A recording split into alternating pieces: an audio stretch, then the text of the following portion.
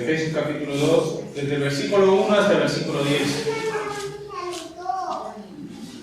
Capítulo 2, desde el versículo 1 hasta el versículo 10. Si la hemos encontrado, vamos a leerlo todos juntos, hermanos.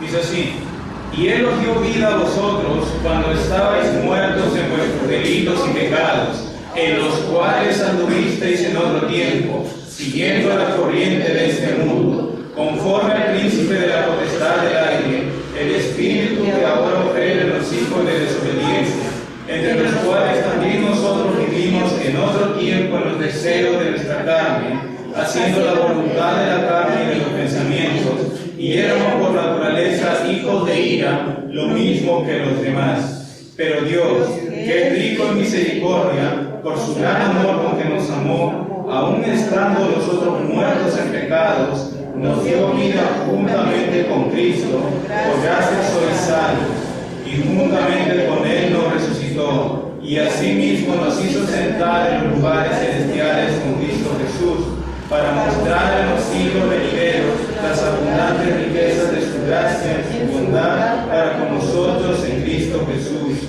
Porque por gracia sois salvos por medio de la fe, y esto no de vosotros, pues es don de Dios, no por obras para que nadie se gloríe, porque somos hechura suya, creados en Cristo Jesús para buenas obras, las cuales Dios preparó de antemano para que anduviésemos en ellas. Vamos a orar. Dios mío, Padre Santo, te damos gracias, Señor, una vez más por este tiempo que vamos a compartir tu palabra, Señor. Ayúdame, Señor, para que lo que pueda enseñar sea conforme a lo que tú has querido revelar a tu pueblo, a tu iglesia, Padre Santo. Y también prepara los corazones de mis hermanos para que lo que oigamos sea para meditar en ti, Señor, en tu sacrificio, y podamos examinarnos a nosotros mismos también, y también podamos poner en práctica todo lo que estamos escuchando, no solo aquí, sino en todo momento, Padre Santo. Te queremos pedir todo esto en el nombre de tu Hijo Jesús. Amén. Bien. Hemos leído el capítulo 2, al menos los 10 primeros versículos, y vamos a ver el contexto previo a este texto, que es casi toda la primera parte del capítulo 1, donde Pablo en el versículo 3 dice: bendito el Dios y Padre de nuestro Señor Jesucristo, que nos bendijo con toda bendición espiritual en los lugares celestiales en Cristo. Pablo hace una descripción de en dónde estamos ahorita, ¿no? Si bien es cierto, no tenemos a un cuerpo glorificado, pero Dios exalta a Cristo por sobre todas las cosas, y en esa exaltación es la que nosotros también podemos disfrutar acerca de esta salvación tan grande que nos ha dado. Y ahora viene a este capítulo 2, aunque si bien es cierto la Biblia no está dividida por capítulos, ¿no? La Biblia originalmente, pero por la gracia del Señor algunos hermanos pudieron dividir en capítulos o versículos, y vamos a ver 3 partes en estos 10 primeros versículos, desde el versículo 1 hasta el versículo 3, de lo que nos exalta ahora nos va a bajar, pero no en nuestra condición espiritual, sino para nuestras mentes, hacernos recordar la condición en la que nosotros estábamos, o la condición que teníamos antes de ser salvos, ¿no? Y luego en el 4 al 6 nuevamente nos eleva, como quien dice, y nos hace recordar la posición actual que tenemos nosotros ahora que somos salvos. Y del versículo 7 hasta el versículo 10 vamos a ver el propósito para el cual Cristo nos ha salvado. Vamos entonces a meditar en el versículo 1, no sin antes considerar siempre la gracia de Dios en lo que vamos a ver esta tarde. Si miran, la palabra gracia se repite en el versículo 5, finaliza diciendo: por gracia sois salvos. Versículo 7 dice: para mostrar en los siglos venideros las abundantes riquezas de su gracia en su bondad para con nosotros en Cristo Jesús. Y el versículo 8, que casi todos se lo saben de memoria, ¿no? Que por gracia sois salvos por medio de la fe, ¿no? O sea, tengamos en mente la gracia del Señor en lo que vamos a ver esta tarde. Versículo 1 dice: y Él os dio vida a vosotros cuando estabais muertos en vuestros delitos y pecados. ¿Qué significa eso? Que antes nosotros, para Dios, estábamos completamente muertos. ¿Por qué? Dice que estábamos en nuestros delitos y pecados. Hacíamos el mal, vivíamos en pecado, ¿no? Y este es el diagnóstico prácticamente de Dios para el hombre, ¿no? Es como quien dice una radiografía de cómo se encuentra el hombre. Pero noten bien que el texto dice claramente, cuando estabais muertos, podemos decir nosotros, cuando estábamos muertos, no dice estábamos casi muertos, tampoco dice que estábamos medio enfermos y que necesitamos un doctor tal vez, o estábamos semi-muertos con un poquito de libre albedrío, como algunos enseñan por ahí tampoco. No, el texto dice claramente, estábamos muertos, ¿no? Completamente muertos.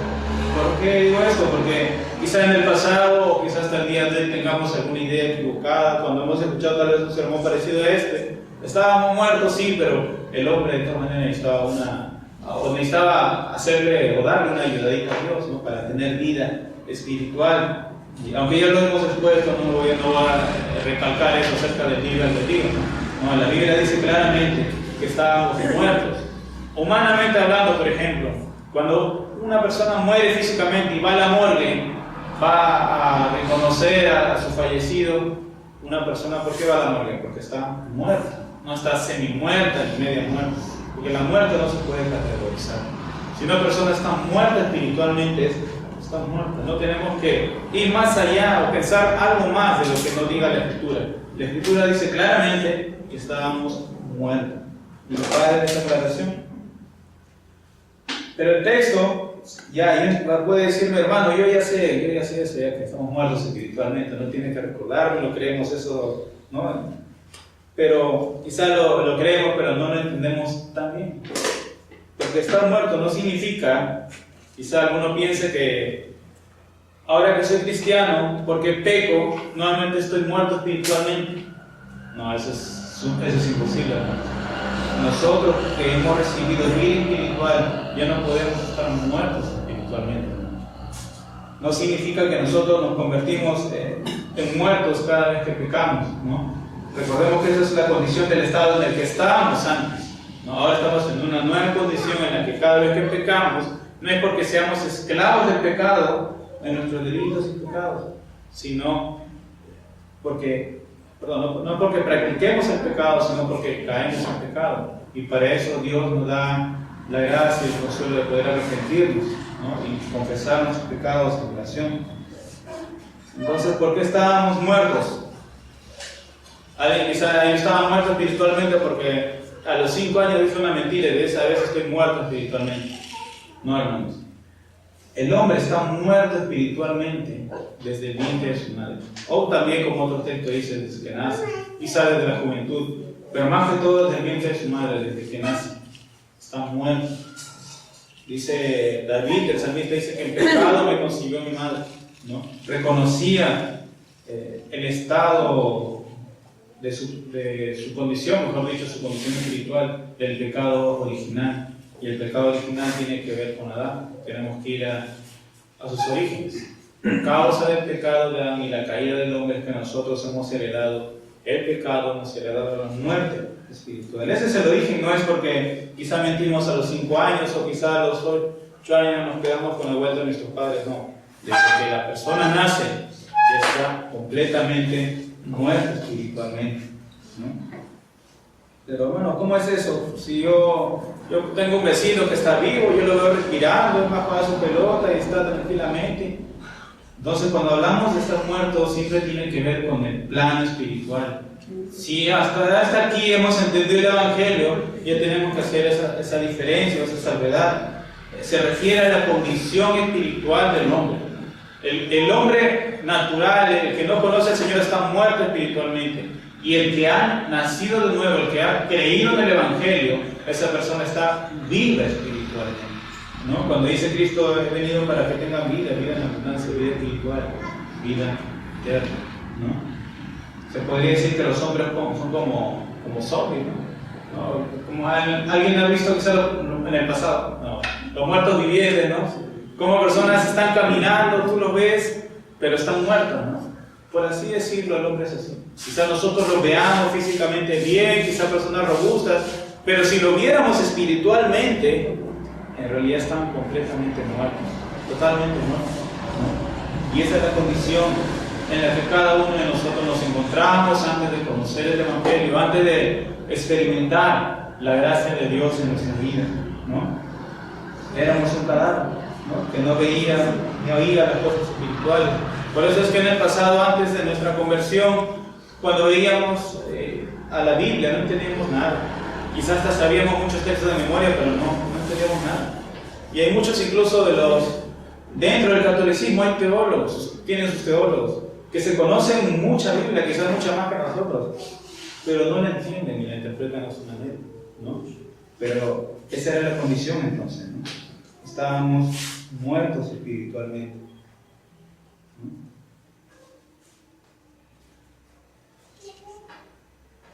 ¿Cuántos nosotros hemos ido quizá a un funeral tal vez, ¿no? Cuando a un muerto, para que no apeste por el mismo olor que expende su cuerpo, ¿no? Por la muerte siempre le echan cloroformo, ¿no? Para que no huela, ¿no?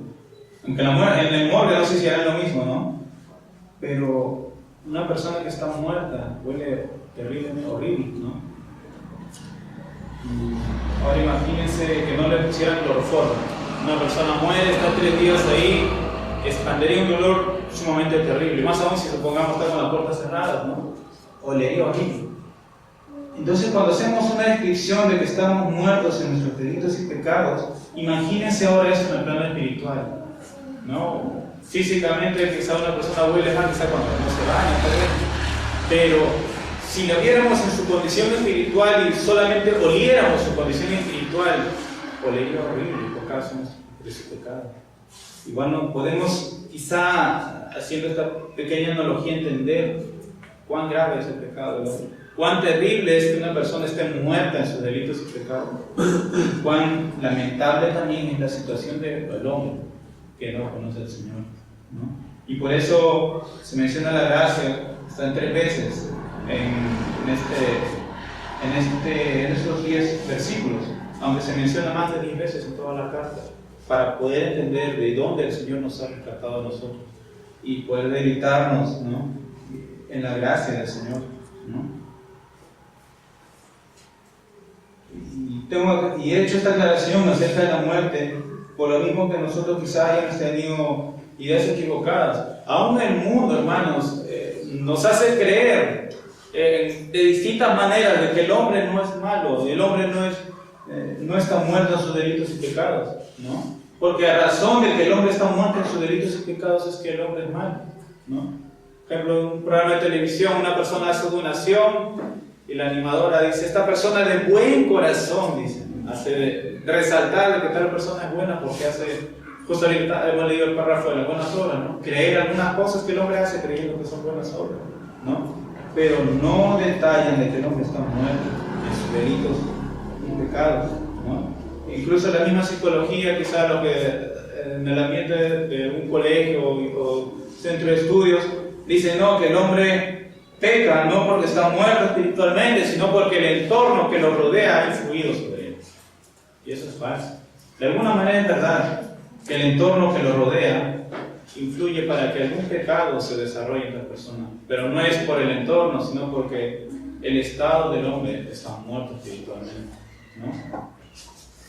Entonces, no existen hombres buenos, no existen hombres que no hayan pecado, estábamos muertos en nuestros delitos y pecados, ¿no? Aún entre aquellos que viven una vida moralmente recta delante de los hombres, no cometen ningún delito, pero aún esas personas también están muertas, ¿no? Aunque no cometan quizás pecados públicos, quizás como robar o asaltar o matar o quizás en el pandillaje, etc., pero por la misma razón de su condición, de cómo está su corazón, porque están muertos espiritualmente. Entonces, cuando veamos que estábamos muertos en nuestros delitos y pecados, no nos enfoquemos en los pecados que cometemos, porque muchas veces creen esto: sí, Dios me rescató, yo estaba muerto en mis delitos y pecados, porque yo hacía esto y etcétera, yo tomaba, bebía, me drogaba, etcétera. Es verdad, es una manifestación. Pero cuando hablamos de que estábamos muertos en nuestros delitos y pecados, está refiriéndose a la condición. Estábamos muertos en nuestros delitos y pecados porque nuestra condición era pecadora. Entonces, no enfocarnos en los pecados que cometemos, que es una consecuencia de aquello, sino en la condición de pecado en la que nosotros estamos. En eso tenemos que enfocar. Entonces, cuando hablamos que estamos muertos en nuestros pecados, será porque esa era nuestra condición, esclavos en pecados, muertos espiritualmente. Y a razón de que estábamos muertos espiritualmente, es que nosotros practicábamos ciertos pecados, ¿no? Esa razón de eso, ¿no? ¿Y qué implicancias tenía para nosotros o tiene para aquel hombre que no conoce al Señor y que está muerto espiritualmente, que está completamente separado de Dios, está ajeno a la vida de Dios? Y eso a cualquier persona que no conoce al Señor debería hacerle temblar, porque el solo hecho de estar separado de Dios significa que en el día del juicio conocer a Dios debería ser en el infierno y será demasiado tarde. Y ahí podemos hasta aquí ver algo de la gracia del Señor, que Él nos rescató del mismo infierno, ¿no? Entonces, hermanos, el hombre natural está muerto, no puede hacer nada para agradar a Dios por sí mismo. El hombre natural no puede arrepentirse, no puede creer, no puede obedecer la ley de Dios. ¿Cómo es eso? ¿Que el hombre entonces no puede hacer nada? No puede hacer nada. Dice la Biblia en Juan 3, os es necesario nacer de nuevo. Quizá en el momento no entendió Nicodemo que pasaje más adelante dice que ya empezó, parece que se convirtió. Pero el punto es que el hombre no puede hacer nada. Dios es quien tiene que hacer una obra en el hombre acerca de la obra del nuevo nacimiento. Cuando el hombre nace de nuevo, ya se arrepiente de sus pecados y cree en Jesucristo, aunque todo esto no es que nazco de nuevo quizá en julio, de ahí me arrepiento en agosto y creo en septiembre. No, todo es un evento inmediato, un suceso que sucede al mismo instante. Lo hacemos en ese orden porque es en el orden que se produce y en el orden que lo revelan las Escrituras. El hombre nace de nuevo, inmediatamente porque Dios ha hecho una obra en él, inmediatamente se arrepiente de sus pecados, inmediatamente cree en Cristo como perdón de sus pecados y a partir de ahí ya tiene la facultad para obedecer la ley de Dios o los mandamientos de Dios. Pero si el hombre natural no recibe el Evangelio, o Dios no hace una obra a través de la predicación del Evangelio. Ahora que vamos a hacer evangelismo, tengamos en cuenta esto, hermano, que a través de la predicación del Evangelio es que Dios va a obrar. Dios, a los que Él quiere y a los que Él predestinado, va a salvar, va a hacer la obra del nuevo nacimiento. Entonces, hermanos, el hombre no puede entender, aunque entienda quizás muchas cosas de la ciencia humana, no puede entender nada acerca de las cosas del Señor. Nada, a menos que Dios haga una obra en él. Entonces, entendiendo esto, ¿qué es lo que necesitamos nosotros? Recibir vida espiritual. ¿Qué es lo que necesita el hombre en estos momentos? Recibir vida espiritual. El hombre está muerto espiritualmente. Y ahora, ¿qué nos corresponde hacerlo? ¿Qué implicancias podría tener prácticas esto en mi vida? Si entendemos que el hombre está muerto espiritualmente, lo que debemos hacer, si ya somos creyentes, debemos compartir aquello que nos ha dado. Lo que Dios nos ha dado por gracia, démoslo de gracia. Compartamos el Evangelio. Y no me refiero únicamente al día de hoy que vamos a hacer evangelismo. Deberíamos estar haciendo todos los días en donde estemos, centro de estudio, de trabajo, donde estemos, considerando que la persona está muerta. A veces quizás somos un poco impacientes cuando una persona incrédula no entiende. Cuando hablamos del Evangelio, hemos hablado varias veces, pero no entiende. Pero es porque está muerto espiritualmente. Y eso también da a nosotros para poder tener más paciencia y misericordia, ¿no? Entonces, Cristo tiene que dar vida a través de la predicación del Evangelio. Y si hasta aquí quizá digamos, bueno, yo no tengo, hasta aquí no, yo creo que todavía estoy muerto espiritualmente porque todavía no hay ningún deseo en mí de alejarme de mi pecado. Es algo que debería esta persona de examinarse y pensar y reconocer, si es que su conciencia la acusa, que aún está muerta espiritualmente y venga a los pies de Cristo, ¿no? Y para que pueda recibir vida espiritual a través del Evangelio, ¿no? Versículo 2 dice: en los cuales anduvisteis en otro tiempo pasado, siguiendo la corriente de este mundo, conforme al príncipe de la potestad del aire, el espíritu que ahora opera en los hijos de desobediencia, ¿no? Este mismo texto, en la versión lenguaje sencillo, dice: seguían el mal ejemplo de la gente de este mundo y obedecían al poderoso espíritu de los aires que gobierna sobre los malos espíritus y domina a las personas que desobedecen a Dios. Entonces, ¿en qué tiempo nosotros estábamos siguiendo la corriente de este mundo? ¿En qué tiempo estábamos muertos en nuestros delitos y pecados? ¿En qué tiempo seguíamos todo lo que dictaminaba en nuestras vidas el príncipe de la potestad del aire? Ahorita vamos a ver quién es él, ¿no? ¿Y en qué tiempo este espíritu operaba cuando éramos hijos de desobediencia? Dice, en otro tiempo. Está hablando no del tiempo futuro, sino del tiempo pasado, antes de nuestra conversión. Cuando dice siguiendo la corriente de este mundo, ¿no? No sé cuántos han podido quizás ver el río, tal vez, ¿no?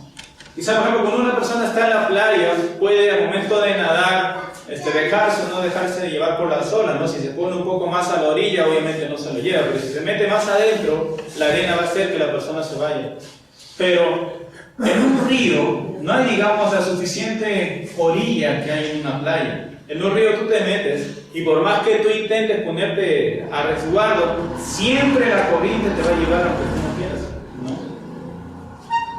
¿no? Ahora, ¿cómo es esto de la corriente de este mundo? Si bien en un río la corriente nos quiere llevar aunque nosotros no queramos, en la corriente de este mundo, tomemos que la corriente de este mundo nos quiere llevar, pero la diferencia es que nosotros siempre queremos. Obviamente estoy hablando de cuando éramos incrédulos. La corriente de este mundo nos lleva, nos arrastra, y nosotros porque queríamos, nos dejábamos llevar, nunca nos oponíamos, porque estábamos completamente muertos espiritualmente. Pero, hermano, ¿qué? O sea, la corriente de este mundo es un río, hermanos. No estoy diciendo eso. Entendamos, me refiero a que nosotros seguíamos obedientemente, de forma obediente a la corriente de este mundo. La corriente de este mundo es el sistema de vida de toda esta tierra que está completamente alejado de Dios. Y este sistema de vida de este mundo está dominado y predomina el pecado. Entonces todo lo que hay en este mundo está lleno de pecado, ¿no? El pecado es la principal enseñanza de este mundo, ¿no? Que, hermano, entonces todo lo que hay en este mundo, entonces este micrófono está contaminado por el pecado. No estoy hablando de eso, me refiero a las cosas espirituales, a la práctica o aquello que afecte, en este caso, que vaya en contra de la palabra del Señor, en contra de la ley, ¿no? Obviamente la silla no está llena de pecado, pero si yo uso la silla quizá para hacer alguna práctica quizá inmoral, ¿no? Obviamente estaría afectada por el pecado, pero no por causa de la silla, por el mismo hombre, por la condición espiritual en la que se encuentra el hombre. Entonces, cuando hablamos de la corriente de este mundo, ese sistema de vida que está alejado de Dios, pero en el plano espiritual, ¿no? Seguíamos la corriente de este mundo. El pecado era nuestro modo de vida antes de conocer a Cristo. ¿Qué más dice el texto? Dice, siguiendo la corriente de este mundo, conforme al príncipe de la potestad del aire, ¿no? Está hablando, haciendo una descripción del diablo. Vivíamos de acuerdo a lo que dictaba o decía el diablo, ¿no? Éramos hijos del diablo, por eso cedíamos fácilmente a las tentaciones de Satanás. Satanás o sus demonios nos sentaban, ¿no? Y nosotros cedíamos fácilmente porque nos deleitábamos en el pecado. Seguíamos la corriente de este mundo porque estábamos muertos espiritualmente. Nuestro dominio era no el dominio de Cristo, sino el dominio de Satanás, del diablo, ¿no? No era una esclavitud voluntaria, como le decía, que la corriente nos lleva y nosotros no queremos, ¿no? Nosotros queríamos. Nos ahogábamos ahí en el pecado, pero nos gustaba, ¿no? Nos gustaba. Más dice, el espíritu que ahora opera en los hijos de desobediencia, ¿no? Hijo de desobediencia es una forma de describir una vida del hombre caracterizada por la desobediencia a la ley de Dios. Y cuando hablamos de la ley de Dios, no es como muchos creen que son los 10 mandamientos. Los 10 mandamientos son un resumen de toda la ley de Dios escrita en la Biblia, ¿no? Entonces éramos hijos de desobediencia, como si como si digamos el diablo es nuestro padre y la desobediencia es nuestra madre, como quien dice, ¿no? Desobedecíamos la ley de Dios cada vez que queríamos, ¿no? Y esta es una descripción nuestra en tiempo pasado, y esto es una descripción actual de aquel hombre que no conoce a Cristo, ¿no? Sigue la corriente del mundo, es esclavo e hijo del diablo, está muerto en sus delitos y pecados, y desobedece a la ley de Dios, no de lunes a viernes y los domingos son santos, no. Todos los días desobedece a la ley de Dios en todo tiempo, ¿no? Versículo 3 dice: entre los cuales también todos nosotros vivimos en otro tiempo, en los deseos de nuestra carne, haciendo la voluntad de la carne y de los pensamientos, y éramos por naturaleza hijos de ira, lo mismo que los demás. Entre los cuales también nosotros en otro tiempo, vivimos en otro tiempo los deseos de nuestra carne, haciendo la voluntad de la carne, y éramos por naturaleza hijos de ira, lo mismo que los demás. ¿Qué es la carne? Es la naturaleza corrompida en la cual nosotros estamos, ¿no? Y ahora que ya hemos recibido vida espiritual, tenemos una nueva naturaleza. No tenemos dos naturalezas como quizás algunos enseñan por ahí. Tenemos una nueva naturaleza, ¿no? Que es la naturaleza. Y es curioso que Pablo sea quien haya escrito esta carta, y Pablo se incluye, ¿no? Al decir entre los cuales todos nosotros, yo también, dice Pablo, yo también, al igual que ustedes, viví en los deseos de la carne, haciendo la voluntad de la carne y de los pensamientos. Y yo, Pablo, también era un hijo de ira, como todos ustedes.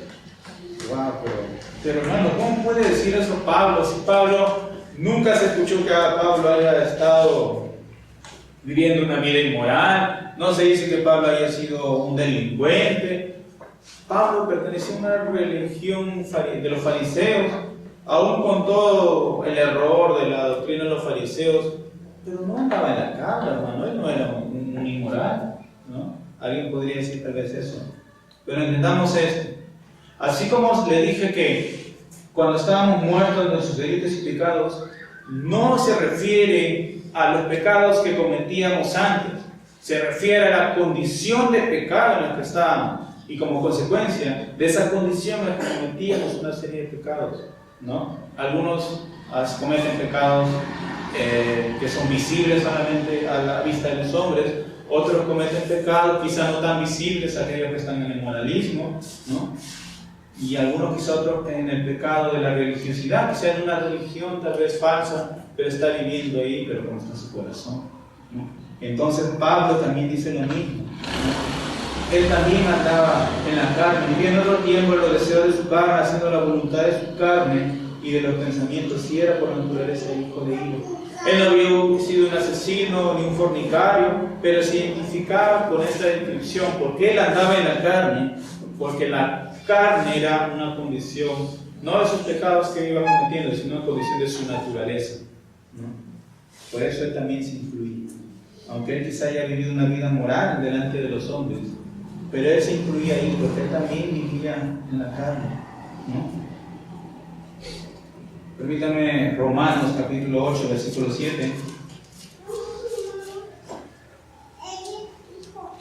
Dice así: por cuanto los designios de la carne son una enemistad contra Dios, porque no se sujetan a la ley de Dios, ni tampoco pueden.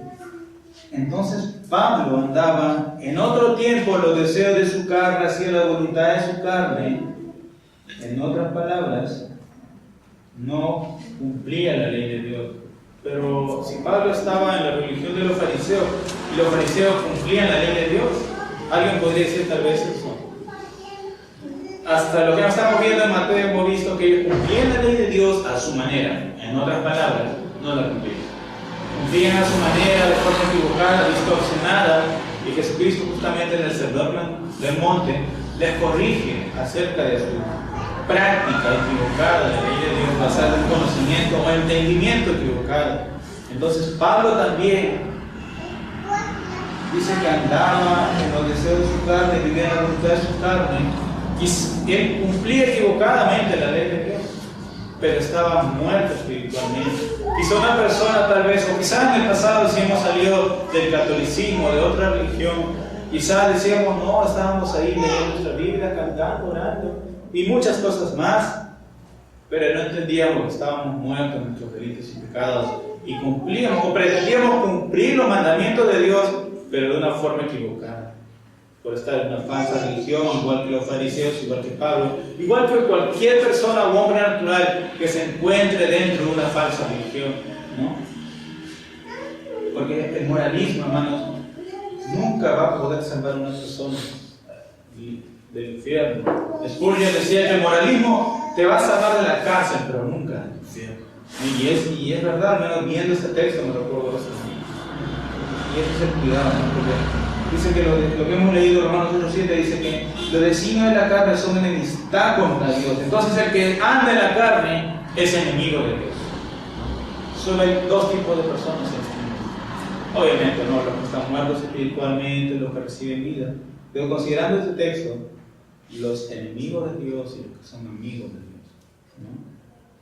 Los que son amigos de Dios, entiéndase que somos los que hemos sido redimidos por Cristo, los que hemos sido rescatados, ¿no? Del pecado, de la esclavitud del pecado. Y los enemigos de Dios son aquellos que no conocen a Cristo o rechazan a Jesucristo, ¿no? Por eso, cuando nosotros entendemos el Evangelio, dejamos atrás toda nuestra vida de desobediencia a Dios para empezar una nueva vida en obediencia, ¿no? Y hasta aquí debemos preguntarnos, no sé cuántos años tengamos en la fe tal vez, pero nosotros, según lo que estamos viviendo, somos amigos de Dios, estamos deleitándonos en sus mandamientos, sujetándonos al señorío de Cristo, o estamos haciendo lo que queremos, vivimos pecando, no consideramos para nada lo que Dios nos dice en su palabra y hacemos lo que queremos. Estamos viviendo conforme a alguien que ha sido salvado por la gracia de Dios, o estamos viviendo como alguien que aún sigue muerto en sus delitos y pecados, siguiendo la corriente de este mundo, haciendo lo que dice el diablo y sus demonios cada vez que le tientan. ¿Quiénes somos? ¿Somos amigos de Dios o somos enemigos de Dios? ¿Hemos nacido de nuevo o hacemos lo mismo que hace el mundo? ¿Quiénes somos? ¿Vivimos para nosotros mismos, para el mundo, o estamos viviendo para Cristo y sirviendo a Cristo? ¿No? Y esto también se refleja dentro de una iglesia, ¿no? Obviamente, en el pasado quizás todos servían al frente, ¿no? Pero dentro de la iglesia hay muchas formas de servir. Hasta barriendo, ¿no? O sirviendo más a algo, hay muchas formas. Hasta quizás prendiendo el ventilador en verano y es una forma de servir, ¿no? Porque hay un deseo de servir a Cristo y como consecuencia también hay un deseo de servir a la iglesia, ¿no? Entonces, esa era nuestra condición, estar en la carne, ¿no? Y los deseos de la carne ya hemos visto, ¿no? Que, por ejemplo, hay un texto, voy a leerlo nada más en Gálatas capítulo 5, cuando Pablo dice, Gálatas 5:19, cuando Pablo dice que los deseos de la carne son enemistad contra Dios, los deseos que hay en nuestra propia naturaleza son un reflejo de que somos enemigos de Dios. Y ahora vamos a ver, no necesariamente la condición espiritual, sino la consecuencia de estar bajo esa condición de estar en la carne o estar muerto en delitos y pecados. Gálatas 5:19 dice, manifiestas son las obras de la carne, que son adulterio, fornicación, inmundicia, lascivia, idolatría, hechicerías, enemistades, pleitos, celos, iras, contiendas, disensiones, herejías, envidias, homicidios, borracheras, orgías y cosas semejantes a estas, acerca de los cuales os amonesto, como ya os los he dicho antes, que los que practican tales cosas no heredarán el reino de Dios. Y el contraste de aquello que han nacido de nuevo, mas el fruto del Espíritu es amor, gozo, paz, paciencia, benignidad, bondad, fe, mansedumbre, templanza. Contra tales cosas no hay ley. Hermano, ¿qué significa esto? Que todos los que están andando en la carne conforme a la naturaleza no son cristianos, porque yo siento que quizás tuve iras, considerando iras, o pleitos, yo tuve un pleito con mi hermano, significa que yo aún sigo muerto en nuestros delitos y pecados. Miren lo que dice versículo 24, pero los que son de Cristo han crucificado la carne con sus pasiones y deseos. Es verdad que ya no estamos en la condición de estar muertos espiritualmente, ahora estamos bajo una nueva condición, pero aquí viene algo que justamente en la mañana estábamos escuchando, la lucha de la carne contra el espíritu. Crucificar, dice el texto, la carne con sus pasiones y deseos. Y lo más básico, ¿no? No vamos a entrar en este tema, lo más básico es meditar en su palabra, ponerlo en práctica y ayudar. Es lo más básico para poder crucificar eso. Y hasta aquí, hermanos, debemos considerar esto, si es que aún estamos viviendo en la carne o es que estamos andando en el espíritu, ¿no? Y volviendo a Efesios, dice: éramos por naturaleza hijos de ira. Antes de nosotros de venir a los pies de Cristo estábamos bajo la ira de Dios, no por los pecados que cometemos, ¿no? Sino porque esa era nuestra condición, haber nacido bajo la ira de Dios. Dios dice, la Biblia dice que Dios estaba irado contra nosotros todos los días. Y el hombre natural, hermanos, está bajo la ira de Dios. Alguien una vez me dijo, no, entonces yo estoy bajo la ira de Dios, después que les puse el Evangelio y vuelvo a visitarle para volver a exponerle. Sí, hermano Miguel, sí, yo sé que estoy bajo la ira de Dios porque yo estaba con un buen trabajo y bueno, usted me dijo que me arrepiento y como no lo hice, perdí el trabajo y aparte salía a beber y ahora me separé de mi esposa, entonces estoy bajo la ira de Dios y aparte tuve este accidente. O sea, y entendía que la ira de Dios era, o estar bajo la ira de Dios era que la ira de Dios iba a consumirlo, iba a afectarle en este tiempo presente mientras él vive. Y eso no es estar bajo la ira de Dios. Estar bajo la ira de Dios es la condición espiritual del hombre. Y esta ira de Dios va a ser, como quien dice, manifestada hacia el hombre incrédulo en el día del juicio. Ahí en el infierno va a experimentar toda la ira de Dios. Y esa ira de donde Dios nos ha rescatado, de lo que estábamos bajo la ira de Dios, ya no estamos bajo la ira de Dios, estamos bajo su misericordia. Entonces, de lo que hemos visto hasta aquí, hermanos, preguntémonos, ¿estamos bajo la ira de Dios todavía? Así sinceramente, hermanos, ¿estamos bajo la ira de Dios? En base a este pequeño extracto de Efesios, ¿o estamos bajo su misericordia? ¿Estamos viviendo conforme a lo que dice el mundo o estamos viviendo conforme a la palabra del Señor? Y esto no es para acusar al hermano que está a mi costado y decirle, hermano, tú no estás andando bien, arrepiéntete. No. Esto es para examinarnos a nosotros mismos, ¿no? Y estar limpios delante del Señor. Dice la Escritura que su iglesia será purificada para cuando venga, justamente va a ser purificada en cada predicación de la palabra del Señor. Cristo nos limpia, ¿no?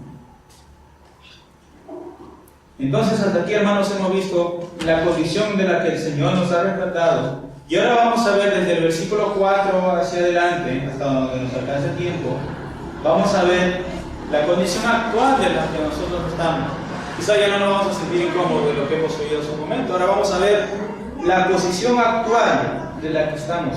Versículo 4 dice: pero Dios, que es rico en misericordia, por su gran amor con nos amó, aun estando nosotros muertos en pecados, nos dio vida juntamente con Cristo, por gracia sois salvos, ¿no?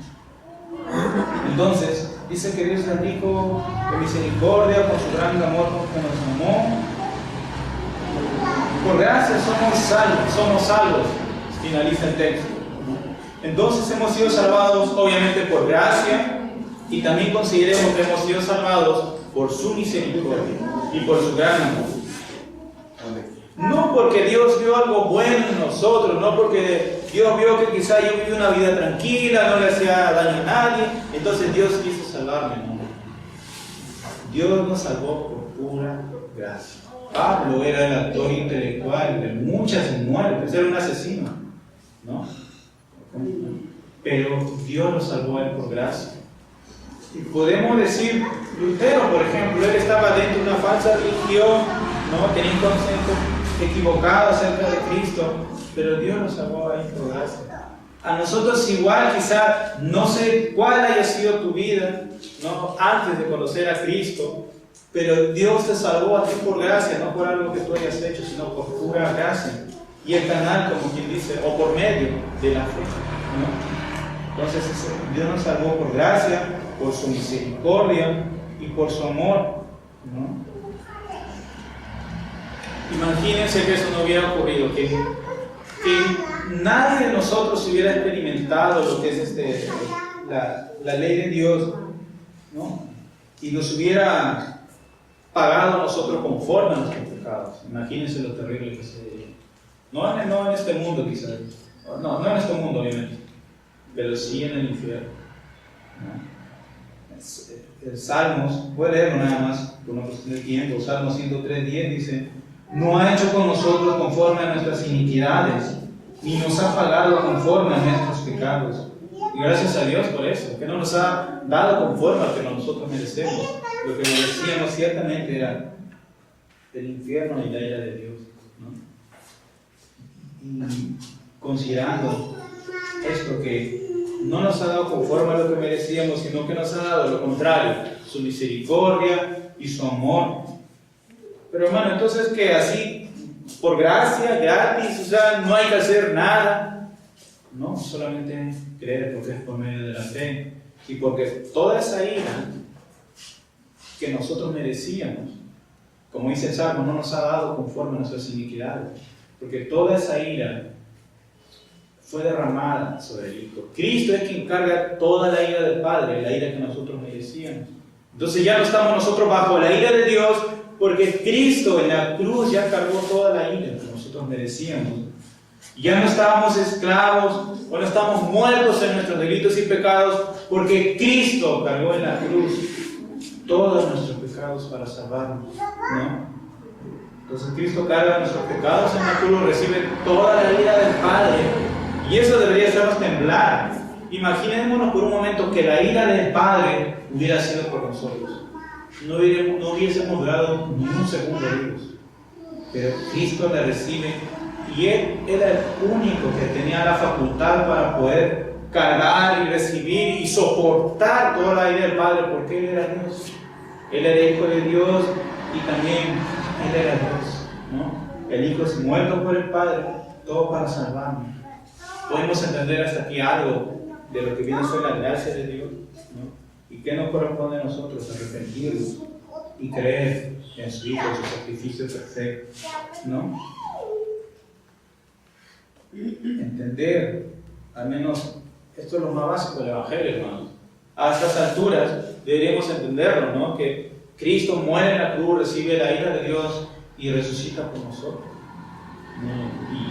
Y esto se resume en el Evangelio, ¿no? Si diéramos a hablar más acerca del Evangelio, no alcanzaría el tiempo, pero al menos lo más básico es esto. Hace poco con alguien le compartí: ¿qué entiende por el Evangelio?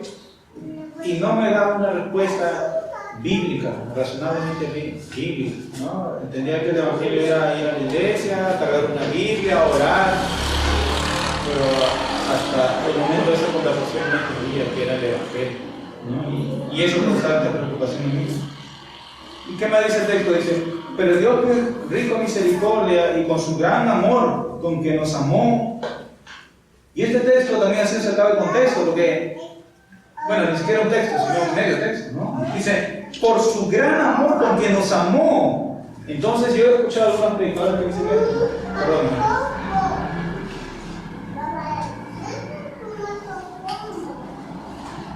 Dicen esto: Dios te amó porque Él te amaba mucho. Perdón. Dios te salvó porque Él te amaba mucho. En otras palabras, otros también dicen esto: Dios te ama a ti más que a todo lo demás. Solamente a ti, ¿no? ¿Será verdad esto? Porque esto ciertamente, este tipo de predicaciones que quizás en el pasado lo hayamos oído, ¿qué es lo que produce en nosotros? Ego, levanta nuestro ego, ¿no? Y es un falso evangelio de alguna manera, porque según un teólogo dice que el verdadero evangelio, ¿qué es lo que hace? Humilla al hombre, promueve la santidad. Ya me olvidé cuál es. Exalta a Cristo. Exalta a Cristo, perdón, es principal. Exalta a Cristo, humilla al hombre y promueve la santidad. El falso evangelio no exalta a Cristo, exalta a hombre, no promueve la santidad, promueve el ego y no humilla al hombre, sino humilla a Cristo mismo, porque el hombre está siempre exaltado. Entonces, es falso, hermanos, que me han enseñado en el pasado, sí. Dios no te ama a ti más que a todos los demás. Dios te ama, ¿verdad? Pero dice, con su gran amor con que nos amó. Nota bien esto, ¿eh? Con su gran amor de Él. No se refiere al gran amor que tú mereces. En otras palabras, porque Él era grande en su amor. Podemos decir también, ¿no? Por su gran santidad con que nos hace santos, ¿no? Por su gran justicia con la que nos hace justificados a nosotros. Podemos entenderlo. Por su gran amor, porque Él es amor. Y si hay una persona en la cual podemos decir, Dios ama más que todo lo demás, es a su Hijo Jesucristo. En Isaías 48:9 dice, por amor de mi nombre. Voy a leerlo. Isaías 48, versículo 9.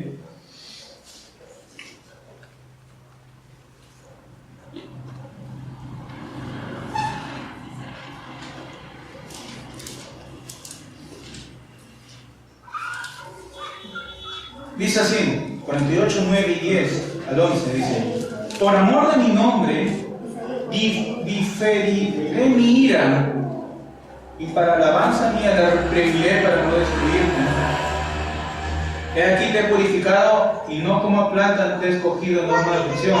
Por mí, por amor de mí mismo lo haré, para que no sea mancillado mi nombre, y mi honra no la daré a otro. Sí. Si relacionamos este texto en la salvación, si el Padre nos ha salvado es por amor a su Hijo, por amor a Jesucristo, es a Cristo a quien ama más que a todo lo demás, más que a todo lo demás, solamente a Cristo. Entonces, Dios nos ama así, pero porque el Padre ama al Hijo, porque ya no nos mira a nosotros, ahora mira al Hijo a través de nosotros, ¿no? Por eso dice que Cristo es quien intercede por nosotros. Cuando nosotros oramos, Cristo está intercediendo por su iglesia, por su pueblo. No intercede ni algún San Martín de Porres ni Santa Rosa de Lima, no. Solamente Cristo es quien intercede por nosotros, nadie más. Cristo ahora no nos mira a nosotros, sino nos mira a través de Cristo, ¿no? Versículo 5 dice, aún estando nosotros muertos en pecados, nos dio vida juntamente por Cristo, por gracia sois salvos. Entonces, cuando dice que nos dio vida juntamente con Cristo, quiere decir que nosotros hemos sido resucitados junto con Él, ¿no? Hemos recibido vida espiritual de Dios.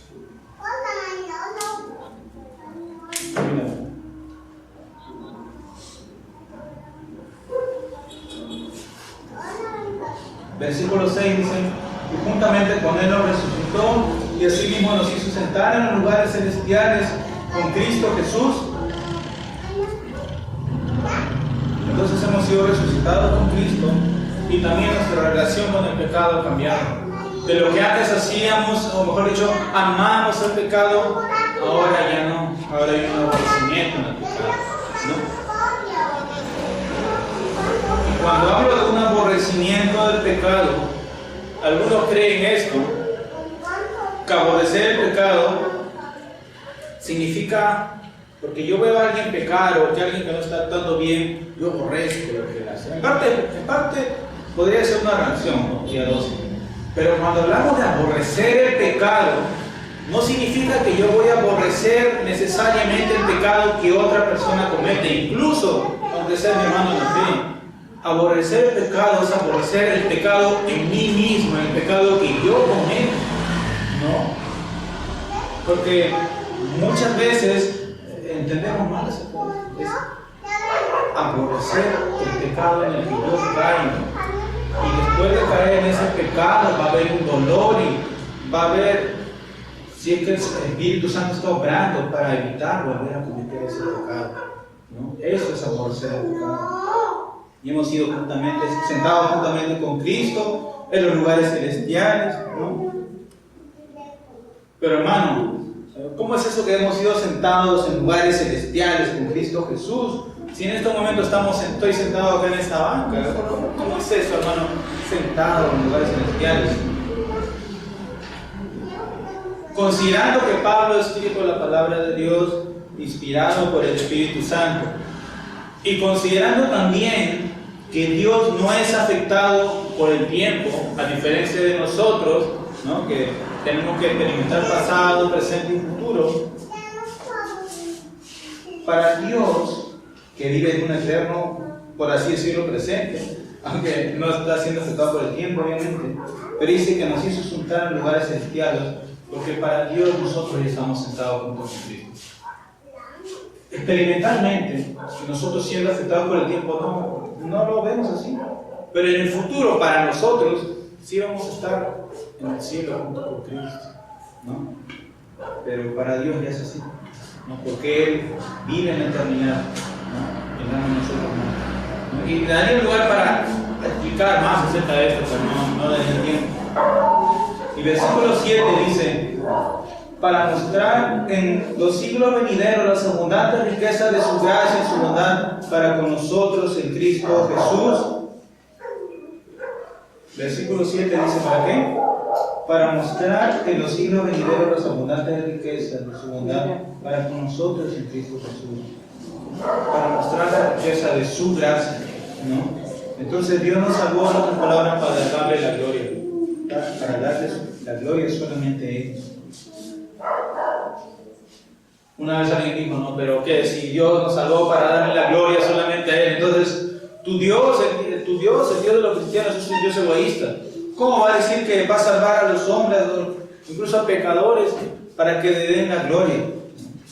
Una mente incrédula, atea, pensó de esa manera, ¿no? Pero Dios no puede tener ningún otro propósito. Dios no nos salvó porque en el cielo se sentía solo, ¿no? Dios nos salvó para darle la gloria. El fin principal del hombre, o el propósito de Dios para nuestras vidas, no es hacernos felices en este mundo, ni se encuentra redactado en 40 días para poner en práctica ese propósito. No, el verdadero propósito por el cual Dios nos salvó para darle la gloria. Dios no es egoísta porque Él pide eso al hombre, no lo es. Y tampoco nos salva para darle la gloria porque Él lo necesite, ¿no? Sino porque Él así lo quiere. Él, como que dice, se le da la gana. Amén, ¿no? ¿Por qué? Porque Él es soberano. Él salva a las personas para que le demos la gloria, porque eso es lo que Él quiere, Él le place. ¿Quién va a decir que no? Amén. Y ningún otro ser viviente en la tierra merece recibir toda la gloria, solamente Dios. Entonces Dios no es egoísta, Dios es soberano y se acabó, y punto, ¿no? Dios es soberano. Y versículo 8: porque por gracia sois salvos por medio de la fe, y esto no de vosotros, pues es don de Dios, ¿no? Y cierra con broche de oro después de hacer toda una descripción del estado antiguo del hombre y después de detallar el estado presente, y siempre trayendo a nuestras mentes que todo fue por pura gracia. Fue un regalo que nosotros no merecíamos, ¿no? Un completo regalo, hermanos. Y ningún hombre merece recibir la gracia de Dios, y nosotros tampoco no hicimos absolutamente nada para merecer la gracia de Dios, ¿no? Todo fue por pura gracia.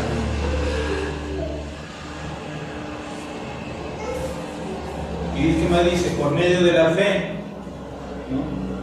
Entonces alguien podría pensar que la fe es una obra, hermano, porque dice se nos salvó por gracia, pero dice por medio de la fe. Entonces, si yo tuve fe, si yo creí en Cristo, entonces he hecho una obra, soy salvo por haber hecho buenas obras.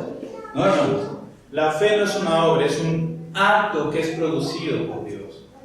Dice la palabra que Cristo es el autor y consumidor de la fe. Es Dios quien nos da la fe para creer.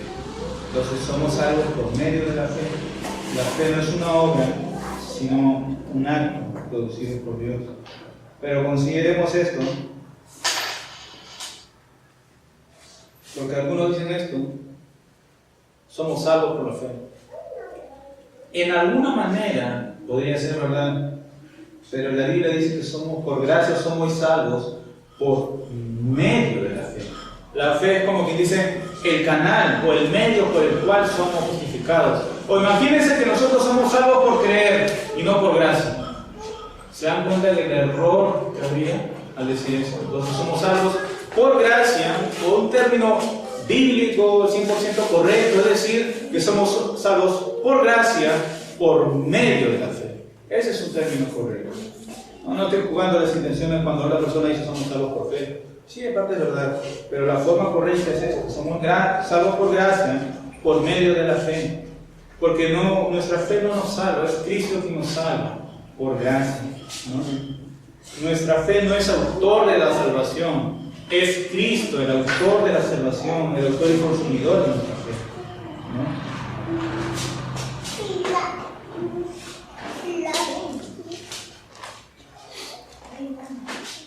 Una pequeña analogía para poder entenderlo. Quizá algunos están mirando mal que no somos salvos por fe, hermano. ¿Qué está usted diciendo? Porque siempre escribe eso. No, somos salvos por gracia, por medio de la fe. Suponiendo esto, yo tengo un niño aquí al frente y yo le doy a este niño una manzana, pero solamente se la doy hasta acá. ¿Para qué? Para que el niño estire la mano y reciba la manzana que yo le voy a dar como un regalo. Entonces el niño recibió la manzana como un regalo. Yo fui el que se lo regaló. Yo fui el que dio la manzana. No podemos decir que el niño recibió la manzana gracias a su mano, ¿no? La mano que estiró. La mano fue solamente el medio por el cual recibe la manzana que yo le he regalado. No podemos decir el niño recibió la manzana por medio de su mano, ¿no? O gracias a su mano. No. El niño recibió la manzana porque yo se lo regalé, por medio, ¿no?, del canal que viene a ser su mano. Entonces, cuando Dios salva al hombre da salvación al hombre como un regalo, Dios justifica por gracia. Entonces, el hombre, al momento de creer, es como si estuviera estirando la mano para recibir esa salvación. Pero no fue por haber estirado la mano, no fue por la fe que tuvo, sino por la gracia de Dios al darle la salvación como un regalo, ¿no? Entonces somos salvos por gracia, por medio de la fe, no por obras para que nadie se gloríe, no por obras. Y esto nos da a entender que no es por nuestros propios esfuerzos. Allá en el cielo nadie va a decir soy salvo porque yo hice esto, yo hice el otro. Muchos van a decir eso, no, yo hice esto, yo hice el otro, y Cristo va a decir no, yo nunca lo conocí. No, en el día del juicio, no. Somos salvos por gracia, no por obras. Ni siquiera una obra, hermano, no. Ni siquiera una obra. Ni siquiera una obra te ayuda para ser salvo, solamente por la gracia del Señor. Y hasta aquí podemos hacer otra cosa que agradecerle a Dios, ¿no?, por esta salvación tan grande. Por ejemplo, porque quizás aquí estamos entendiendo en nuestras mentes, ya sé, hermano, que Dios nos rescató de lo que estábamos en nuestro estado de pecado, ya sé en dónde estamos ahora, ya sé que la salvación es por gracia, ya sé que también es por medio de la fe. Pero nuestra vida, ¿cómo está siendo? Está siendo una vida descuidada, ¿no? Una vida sin agradecimiento. Porque si bien nosotros no estamos bajo la condenación de la ley, sí estamos bajo la obediencia de la ley de manera voluntaria, ¿no? No con un fin para mantener nuestra salvación tal vez, sino una forma de agradecimiento, muy aparte que la Biblia nos manda a hacerlo también, ¿no? Pero esto de ser salvado por gracia nos lleva a nosotros a vivir una vida en agradecimiento a Dios. Por ejemplo, no sé, para poder entender esto, si yo tengo una necesidad, por ejemplo, una computadora, ¿no?, y llega un amigo y me lleva la computadora a mi casa, ¿no?, y yo voy a estar muy agradecido con aquella persona, me regaló la computadora, ¿no? Pero yo en mi conciencia sé que si yo juntaba los 1.300 soles, tal vez yo podía comprarlo, ¿no?, en una tienda, ¿no? Entonces mi agradecimiento va a ser sí, pero no va a ser un agradecimiento quizás que dure toda la vida, ¿no? Ahora, supongamos que una persona no necesita una computadora. Imagínate tú que no eres que necesita una computadora, sino que necesitas un riñón. estás en un hospital y una persona viene o tu amigo viene y te regala un riñón, ¿no? Una computadora, por ejemplo, después de 10 años, ¿no?, se va a malograr, ¿no?, y lo vas a tener que botar. Pero un riñón, si se hace un trasplante, te va a durar toda la vida hasta el día que Cristo decida llevarte a su presencia, si es que estás en los caminos del Señor. Tú eres consciente de que el costo de una computadora son unos 1.300 soles tal vez, pero el costo de un riñón es algo que no tiene precio. Tu amigo se ha despojado de su riñón, una parte vital de su cuerpo tal vez, y va a estar agradecido toda la vida. No por el hecho de que te lo haya dado gratis, sino por el hecho del sacrificio que ha hecho tal persona, ¿no? Y tendrás el deseo de pagar el deseo de quizás poder pagarse de alguna manera, pero nunca vas a poder. En tu conciencia sabes que nunca lo harías, ¿no? Pero estarías eternamente agradecido hasta que te mueras. Digo eso porque hay muchas personas que entienden en sus mentes que la salvación es por gracia, no creen que la salvación es un regalo de Dios. Y otras personas lo toman en poco, y otras personas pretenden pagar su salvación, la gracia de Dios haciendo buenas obras, ¿no? Y eso es posiblemente, o eso sabe ser porque no ha experimentado tal vez la gracia de Dios. Entendamos que si Cristo nos ha salvado, aunque somos responsables y deberíamos hacer buenas obras, debe llevarnos a nosotros un agradecimiento. Saber que nosotros nunca podremos pagar la salvación que Dios nos ha dado por gracia. Vamos a vivir una vida en eterno agradecimiento a Dios, más que haber recibido la salvación por gracia, por entender el gran sacrificio que hizo Cristo en la cruz por nosotros. Porque si Dios hubiese querido, Él no hubiera enviado a su Hijo en la cruz. Hubiera estado ahí el Hijo junto al Padre y ningún hombre hubiera podido entrar al cielo. Si Él lo hubiera querido hacer, a sí lo hubiera hecho, ¿no? Y pongámonos a examinar y agradecer y entender el sacrificio perfecto que Cristo hace en la cruz por nosotros. Sí, hermano, ahora sí entiendo que la salvación es por gracia. Entiendo por qué Cristo murió por mí. Porque yo estaba muerto en mis delitos y pecados, ¿no? Y me salvó para hacer buenas obras. Como dice en el versículo 10, ustedes lo pueden leer y examinar en sus casas, que somos hechuras suyas para hacer buenas obras. Vamos a estudiar, hermanos, a orar. Dios mío, Padre Santo, te damos las gracias, Señor, una vez más por tu bendita palabra, Señor. Gracias por ayudarnos, Señor, para hacernos recordar estas verdades acerca del Evangelio, de dónde nos has rescatado, Señor, ya sea de una vida inmoral o moral delante de los hombres, aún si estábamos muertos en nuestros delitos y pecados, Señor. Gracias por hacernos recordar también cuán grande es tu amor por causa del amor a tu Hijo Jesucristo, y por causa de Él es que ahora nosotros hemos sido redimidos. Ya no estamos bajo la ira de ti, Señor, y sino estamos bajo tu misericordia, bajo tu amor, y podemos deleitarnos y no hacer sino otra cosa más que agradecerte la salvación que hemos recibido por gracia y vivir una vida conforme a los mandamientos. Sabemos que no es fácil la vida cristiana, Señor. Es una vida entre una lucha entre la carne y el espíritu. Quizá muchas veces nos hagamos examinar y pensar que quizá no somos hijos tuyos, Señor, mas sabemos que este sentir o este lamento de pensar así es porque estás obrando en nosotros para hacernos reflexionar que debemos moldear nuestras vidas y ajustar nuestras vidas a lo que Dios dice en tus palabras, Señor. Ayúdanos, Señor, a vivir conforme a tu palabra, Señor. Te damos las gracias, confiando en tu esto, en el nombre de Jesús. Amén.